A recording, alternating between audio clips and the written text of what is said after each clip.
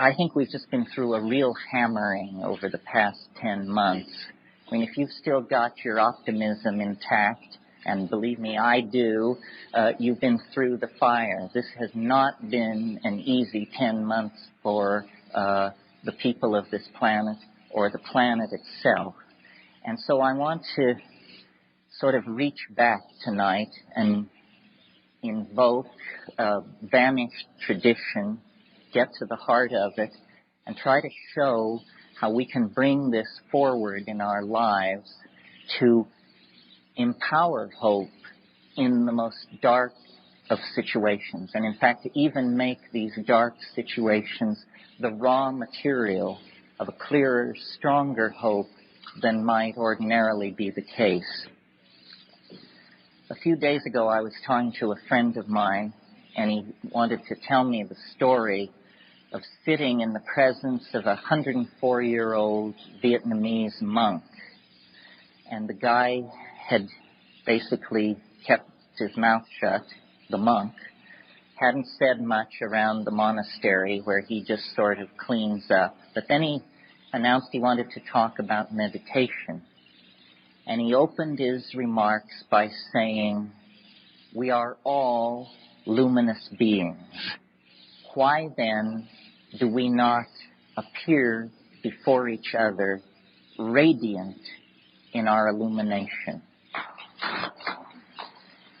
And this is the conundrum of life. This is the problem. It was T.S. Eliot who said, between the idea and the reality, between the motion and the act, falls the shadow. And why is that? As psychedelic people, this is the problem that we grapple with in our own lives and when we look out at the world. You've heard me say many times, we have the vision, we have the money, we have the technology, but why can we not then appear before each other as radiantly luminous beings? And why cannot we reclaim our planet from toxification, disease, overpopulation, bonehead politics? You know the list. What's the hang-up here? What is the problem? Why is perfection so distant? Well, what I've learned from life and vegetables and travel and books can be summed up in two Greek words. It's the central message of the philosopher Heraclitus. And he was always my favorite philosopher, but whenever I would read about him, he was called the crying philosopher. And I had to live to be 44 years old to understand the poignancy of Heraclitus' message. He said, in a nutshell, Pantit rea, all flows, nothing lasts, nothing is permanent. And this is the hardest message life has to teach. Because what it says is, your joy is transient, your anguish is transient, your fortune, your home, your dream, your moments of great ecstasy, your moments of great insight, your moments of great empowerment, everything is flowing through your hands at the moment that you are aware of it.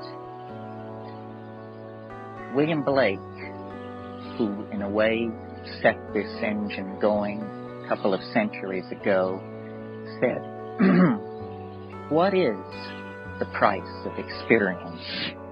Is it bought for a song or wisdom for a dance in the street? No. It is bought with all that a man has. His wife, his home, his children. Now, this is not a pessimistic message, and William Blake was not a pessimistic guy. He was the same guy who told us that if we could but cleanse the doors of perception, we would perceive the world as it is, infinite, in a grain of sand. How can we take this poignancy, this sense of impermanence, and weld it into something which is paradoxically indestructible and has meaning in our lives and gives us not only the strength to carry on, but the power to be exemplars, the power to stand up before other people and let them then feel the power of vision in the paradox of permanence in the face of the need for indestructibility. It's absolutely irrational to not be filled with the fire of consuming hope. Our best moments have always been when a tiny scintilla, another good alchemical word, a tiny spark of that alchemical completion burned for a moment in our mind, in our life, in our perception. And we occupy a special position in regard to this.